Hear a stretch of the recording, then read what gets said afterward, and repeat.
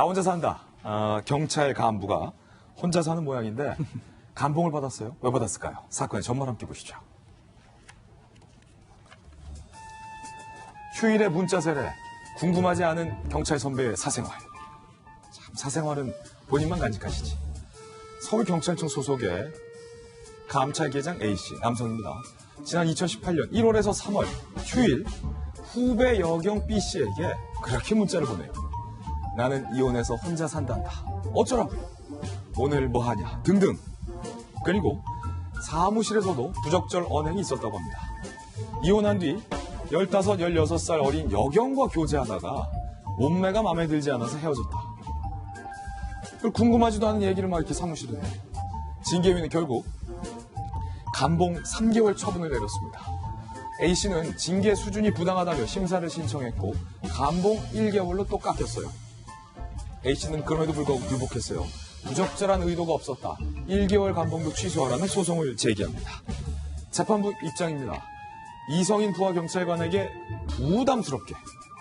부담스럽게 느껴질 수 있는 부적절한 언행을 반복했다. 감찰계장 품위 유지를 못해서 1개월 감봉이 정당하다라는 판단을 내렸습니다. 이웅혁 교수님, 네.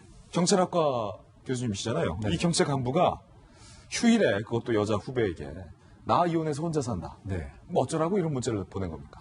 대표적으로 직장 내 괴롭힘의 유형이 아닌가 그런 생각이 듭니다. 직장 내 괴롭힘이다. 예, 그 2019년 7월부터 사실은 새롭게 법이 시정된 거였죠. 그만큼 직장의 분위기를 와해시킬 뿐만이 아니고 이 사건의 특성은 왜 이혼을 한 사실을 강조를 하면서 예. 더군다나 그 방송에서 언급하기 좀 그렇긴 합니다만 내가 15세 연하의 여경과 교제를 했었다.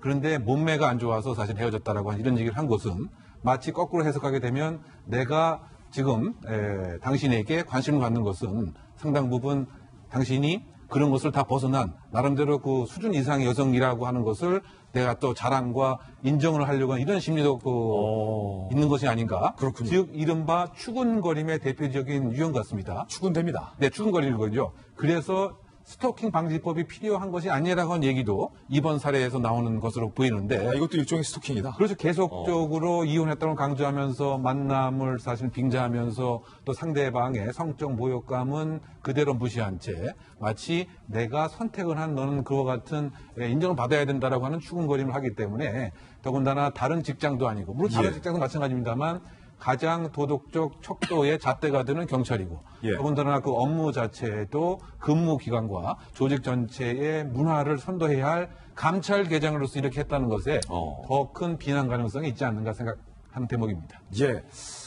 자, 그런데 또 한편으로는 손소 변호사님. 네. 애초에는 3개월이었는데 감봉이 또 1개월로 받아들여졌단 말이에요. 그 과정에서 뭔가 이분의 억울함이 받아들여진 겁니까? 일부 그런 측면이 있죠. 어. 네, 특히 재판에서도 그런 부분이 있습니다. 우선 애초에 그 감봉 3개월 징계였는데 이게 소청을 해서 결국 그 소청심사위원회에서 다시 한번 판단했습니다. 그래서 감봉 1개월로 이제 내려갔는데요. 네. 여기에 대해서 불복해서 재판 절차를 거쳤지만 재판에서는 유지가 됐고요. 그런데 재판에서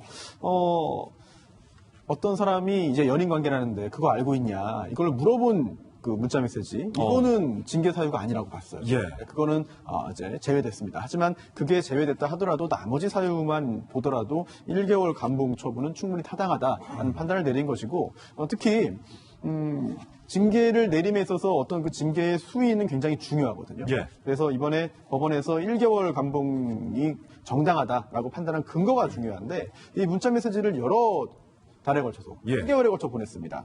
또 반복해서 보냈습니다. 그 내용도 상당히 부담스러운 부적절한 내용이었어요. 예. 또 경찰 조직의 특성을 언급했어요. 경찰 조직은 그 특성상 구성원 사이의 신뢰가 굉장히 중요하고 유기적인 협력이 필요한데 임무 달성을 위해서 이런 내용을 보내는 것 자체는 경찰 조직 내에 신뢰를 훼손할 수 있기 때문에 적절하지 않다라는 취지에서 1개월 감봉이 정당하다는 판단을 내렸습니다. 예. 깔끔한 판결이군요. 그런데도 불구하고 또 한 가지 궁금한 건, 뭐 이게 경찰이라서 그럴 수도 있지만 요즘 또 뭐 이혼한 분들도 워낙 많으시잖아요. 네. 이분들도 뭐 어떻게든 살아야 될 분들인데 직장 내에서 사내 연애 하시는 분들도 많고 네. 관심 있는 후배에게 뭔가 나의 어떤 사적인 감정을 또 표현할 수도 있는 거잖아요. 그렇죠. 모두 이제 뭐 관심 있다는 거 표현하면 다 그러면 이제 감봉입니까?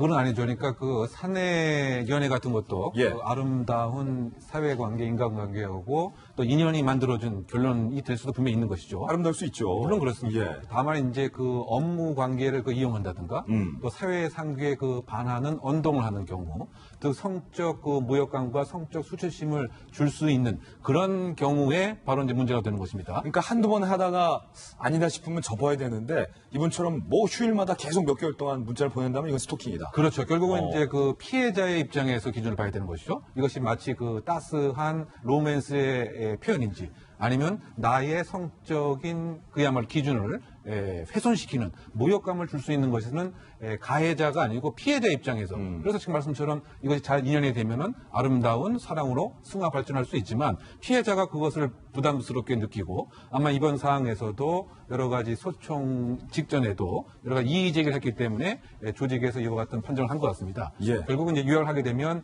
결국은 피해자의 감정 기준이 주가 되는 것이다. 즉 사내 연애와 따사로운 감정은 보호돼야 될 사적 영역인 것이고 예. 이것이 공적 영역을 벗어나서 무역감과 수치감을 야기시키는 것은 응당 징계의 대상이다. 이렇게 요약할 수가 있겠습니다. 예. 뭐 두 분이 오늘 깔끔하게 정리 잘 해주셨습니다.